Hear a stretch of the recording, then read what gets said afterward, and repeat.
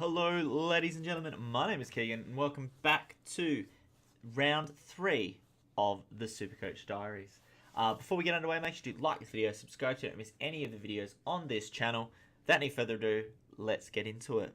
So, firstly, I have to offer up an apology. I didn't get a game up last week. I didn't get a video up last week for the Supercoach Diaries because I'd recorded it, I set it all ready to go, and the data corrupted, unfortunately, so I couldn't actually upload the video, and I couldn't find time to put together another one. Easter break coming up, went away with my wife for a few days, so didn't have time to do that. So what I've done is I'm going to have to roll round 2 and round 3 in together.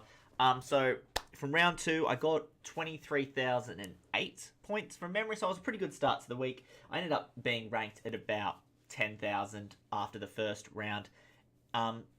Then between round 1 and round 2, I didn't make any changes to my team. I left it as is, and coming off round 2, I got 2,248 points, which you can see here. Put me in the top 18%. Wasn't an amazing week. It was okay. It wasn't amazing. My total score is 4,556, which puts me in the top 8%, and my season rank has stretched back down to 14,905. You can see my rank change has dropped down 14,642. So still around about where I'm aiming at. I'm aiming for around 15,000, so I'm right on where I want to be aiming for this season. My goal for this season, obviously, I'd like to win, but 14,000 or 15,000 is a realistic goal for me, and I'm pretty happy with that. Certainly, further ado, let me show you the team and the 2 trades that I've made this week heading into round 3.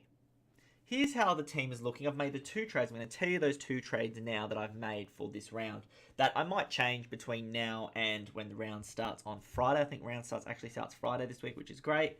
And that is, I switched Shuey to Caniglio, and I switched Rayner to Bonner. Now, the first one, Shuey to Caniglio, look, I took a risk with Shuey thinking he would be alright, and he might still be, but out of my 5 premiums I picked, he was the most likely that probably wasn't going to live up to the standard, and I made a huge, massive mistake at the start of this season. I didn't pick Caniglio, and he's just been absolutely tearing it to shreds the first 2 rounds, and I think he has potential to do it for the rest of the season. And at 452,000, he is going to make a lot of money. So I had to sacrifice a trade. I had to sacrifice Shuey for Caniglio. I hate doing premium to premium trades this early on in the season, or really at all. But I've had to do it this time because Caniglio is just too good to pass up. So Shuey has unfortunately had to suffer the axe for Caniglio's sake. Shuey might end up still having a decent year, but I don't reckon he's going to have the season that Caniglio is going to have. And at 80,000 cheaper, approximately 80,000 cheaper, Caniglio was the smart investment choice, even though it does cost me 1 trade. And now with a bit of that money, in the other trade, what I've done is Rayner, who after 2 games doesn't look to be settling into senior football as well as he could be for the Lions. So what I've done is I have taken out Rayner, and I've brought in Bonner into the back line. So to do that, obviously, because Rayner in my team was in the forward line and Bonner is in the back line, I've had to grab Sicily, who is suspended this week, and I've had to grab Sicily, move him to the forward line, move Rayner to the back line, and traded him for Bonner. So that's how that trade's happened. Now, Bonner, he had an amazing first round. His first round was absolutely enormous. This round didn't go as high, so I'm still unsure if I'm happy with this trade. I'm going to stick with it for the time being, and I might change my mind depending on what the teams that get released on Thursday. But at the moment, I can't really fault this trade. I'm pretty happy with it. The only other change that I would think of making if I had a third trade, was to somehow bring in Taranto, who's had an absolutely blistering first 2 rounds of the season. And he might be someone that, if I could have, he'd be someone else I'd also want to bring in before his price jumps too much. But if I look at my forward line, I'm pretty happy with it. Petrarca, I might have been able to get rid of Petrarca and downgrade him to Taranto, because I think there may be about 100,000 between the two. I'm not 100% sure, but I know Taranto's in the 300,000 category. maybe downgrade Petrarca or maybe downgrade Martin. But Martin had a really, really good week at 117 last week, so I can't really justify getting rid of him. The first week where he only scored 70 was in the pouring rain in Cairns, and I don't think that's Jack Martin's game. So 117 on Eddie had 15 touches, 3 goals. I can't really criticize Jack Martin. I think he will be a good position of difference going forward. Petrarca, I think, is just going to be consistent. If he gets 90 a week, then I'm pretty happy with that. But yeah, I'm not sure. Billings had an off week. He's one I'm sort of worried about, not really. And Heaney had a good week again, and I reckon he's just going to be consistent all year round. And I think 110 was a good score for him. So that's the forward line. I'm going to start from the forward line this week because I've already talked about most of them. Ryan was really good. Too bad he was on my bench. He got 115 on the bench, which is kind of annoying. I had Fritsch on the field, and I also had I think I had Garlett as well on the field, who only got 36. So pretty poor. But this week I'm going with Fritsch and Ryan as my starting rookies if the team doesn't change. And yeah, not too bad. Could be better. If I could have Taranto in there somewhere, I probably would. But at the moment, it's not too disappointing. Martin and Gawn had pretty poor weeks by their stand. Martin only 63 and 97 for Gawn. Could have been the fact that they were versing each other, cancelled each other out. I was hoping when that happens, when two rucks sort of play each other, you know one's probably going to dominate more than the other, and I accepted that. But if Martin got 63, I'd have expected Gawn to get 110 plus. But that didn't happen. So that was kind of unfortunate, but not much to really say about that.